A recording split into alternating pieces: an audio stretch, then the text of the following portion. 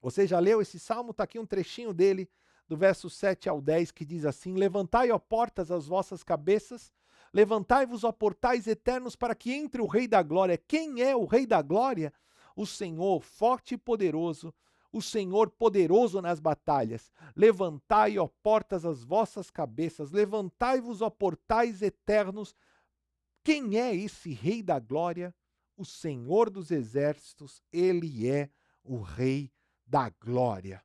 Muito bem, você pode ler isso, mas se você não conhecer nada sobre a cultura ou as circunstâncias em que esse cântico foi escrito, o significado parece confuso. Levantai, ó portas, as vossas cabeças, levantai-vos, ó portais eternos, para que entre o Rei da Glória. É muito difícil compreender o significado dessas palavras sem saber o seu contexto histórico e cultural. A história diz que antes de se tornar rei, quando queria ir do sul do país para o norte, Davi tinha que passar por uma cidade chamada Jebus. Jebus era uma antiga fortaleza, um ponto de reunião dos dias de Josué, quando os israelitas nunca tomaram a terra prometida, como Deus havia comandado. Assim, quando Davi passava por Jebus, os defensores da cidade apareciam no muro e zombavam dele.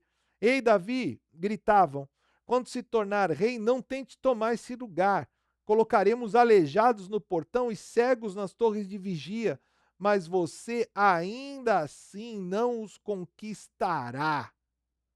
Quando Davi se tornou rei, ele não se esqueceu dessas palavras e disse aos seus guerreiros: a primeira coisa que faremos é limpar Jebus. E é disso que o Salmo 24 fala. Davi derrotou Jebus e fez dela a capital do seu reino. É a cidade que conhecemos como Jerusalém. Um dos seus primeiros atos como rei era trazer a arca de aliança a Jebus. Então nós temos aqui um contexto muito precioso. Jebus, uma cidade colocada no alto do monte com muralhas praticamente intransponíveis. Eles zombavam de Davi. Davi, se você se tornar rei, nem pense em vir aqui, porque até os nossos aleijados te expulsarão. Por que eles diziam isso? Porque as muralhas eram intransponíveis. Eram um território dentro da terra prometida que Deus havia dado ao povo, mas desde o tempo de Josué até o tempo de Davi, ninguém havia ainda conseguido conquistar Jebus. E Davi, quando se torna rei, vai se lembrar, e uma das suas primeiras atitudes foi: nós vamos conquistar Jebus. E Deus dá a Davi uma estratégia, ele vai, como as muralhas eram intransponíveis, ele vai subir com um pequeno pelotão dos seus valentes pelo aqueduto. Então ele vai ali tomar silenciosamente a entrada do aqueduto e eles vão subir ali por meio da rocha. E quando os soldados de Jebus vão se dar conta, eles estavam já dentro da cidade e a vão conquistar de dentro para fora. Deus vai dar uma estratégia brilhante. Esse lugar está posto ali, o lugar onde há uma fonte de água e onde Davi passou com seu exército. Você pode visitar esse lugar quando vai a Jerusalém. É uma história extraordinária. A conquista de Jebus, que se tornou a sede do reino de Davi, Jerusalém. No Salmo 24, a arca está sendo trazida de volta para Jerusalém. Então, a conquista de Jebus, a arca da aliança que estava ali por um tempo até mesmo perdida, fora sequestrada pelos filisteus, é trazida de volta para esta cidade tão importante, tão imponente, que havia sido conquistada depois de séculos e séculos, através de uma estratégia que Deus dera ao rei Davi. Então é disso que fala o Salmo 24. Davi derrotou Jebus e fez dela a capital do seu reino.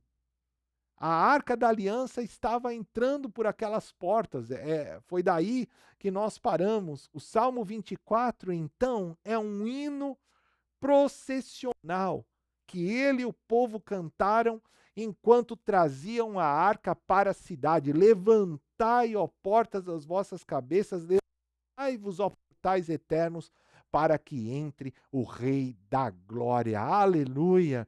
Então veja só, o Salmo 24 foi o hino cantado na entrada da arca em Jerusalém, depois de uma conquista miraculosa, depois da arca ser conduzida de maneira tão sublime, com sacrifícios, com alegria, com danças. Foi o hino cantado nessa procissão. Agora você pode compreender muito melhor essas palavras, não é verdade? As paredes, como se partilhando da antiga antipatia dos seus defensores, aquelas portas que pareciam intransponíveis, perguntam: quem é o rei que exige que alarguemos os portões? E a resposta vem: o Senhor dos Exércitos. Ele é o Rei da Glória. Aleluia! A cidade intransponível foi tomada pelo Senhor dos Exércitos, que entrava por aquelas portas através da Arca da Aliança. Como vimos, uma vez que se entenda o fundo histórico e cultural, você pode olhar novamente para o Salmo 24 e ele toma vida. Aquelas palavras ganham um novo significado. Uau! Está aqui um tremendo exemplo da importância de compreendermos esse pano de fundo histórico-cultural para compreendermos as palavras das Escrituras.